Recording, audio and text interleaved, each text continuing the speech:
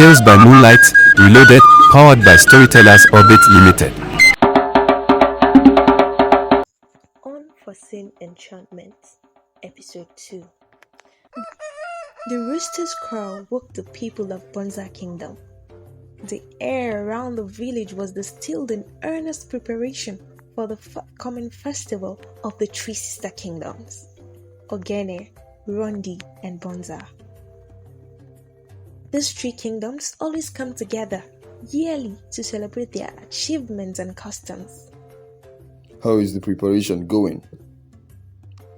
Hope our women are ready to give an awesome rendition of their most beautiful dance for the festival. And I also hope our men are ready to showcase their strength and wrestle. King Jojo inquired. Yes, father. Everything is ready. Prince Damba noted. The king nodded in satisfaction. After a brief silence, Jojo the king changed the topic of discourse from festivity to the prince's inability to get a bride. I'm glad to hear that, my son. I was told Prince Bako of Rondi Kingdom is now married.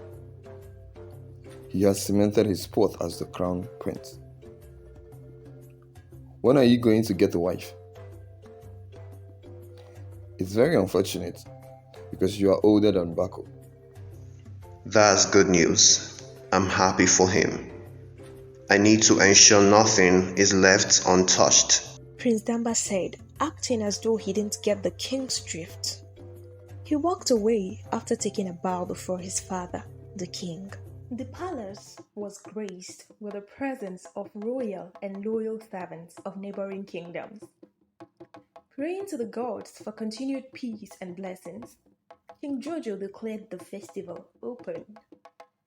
Thereafter, a stage was set for the ceremonial combat amongst the princes. Damba, Bako of Rondi Kingdom, and Akachi of Ogene Kingdom.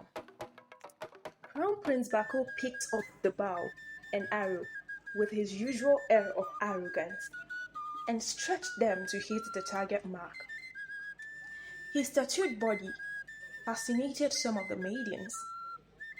Known for his superb archery skills, Bako didn't miss any of his targets, save the last, and this was due to overconfidence. He returned to his seat, disappointed. It was Prince Akachi's turn, a tall and straight man with a pinched face. He missed his target several times and was booed in low murmurings by the crowd, who were far from getting thrilled. Prince Damba's archery skills saved the day and lit up the atmosphere amidst cheers, admiration, and wild applauses. For each of the shots he made, the crowd waited for the next, with every drop of suspense. They sang his name. Prince Damba. Prince Damba. Prince Damba. Cheering him on. Crown Prince Bako clenched his fist in fury, while Crown Prince Akachi accorded him a greeting of respect.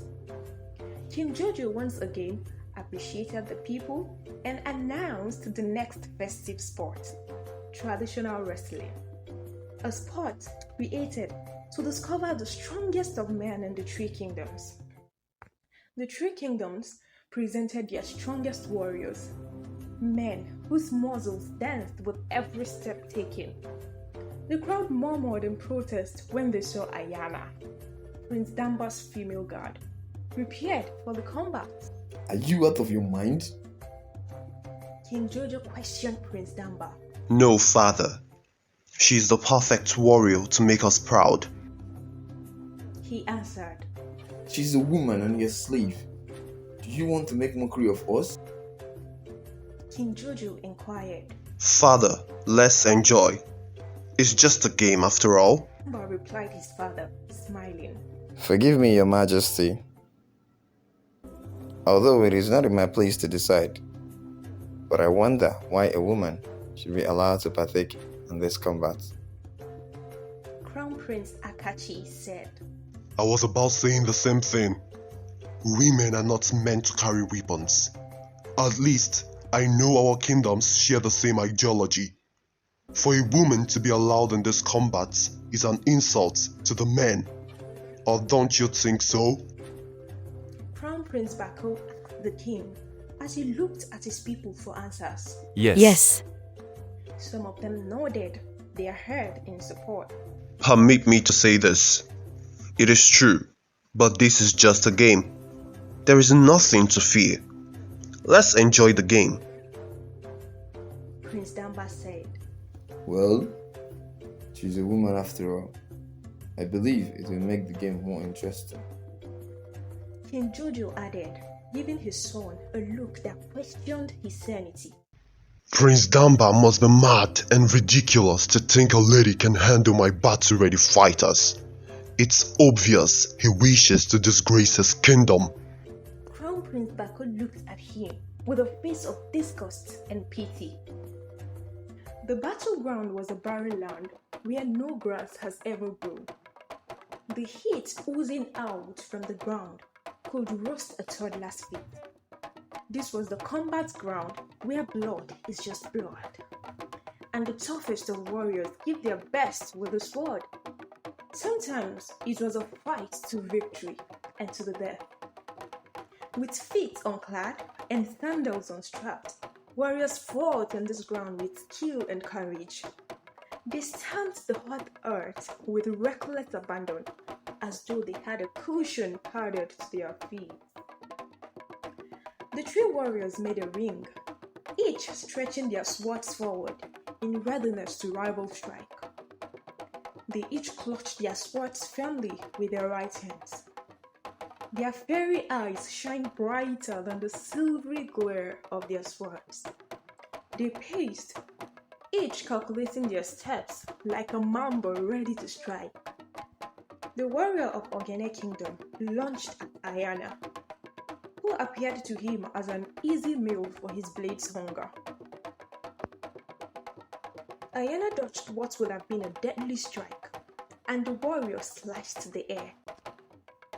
The crowd booed and cheered. The warrior lunged at her again. This time, he missed her by a stroke. Ayana laughed like jackals do when they sight their prey. She had found a weak spot. This made him infuriated, and his countenance was filled with rage. As he made for her again, she bent backwards, swiftly like a maize plant blown by a heavy storm. She struck the restless warrior before he could regain his composure, and the man squealed like a trapped rat.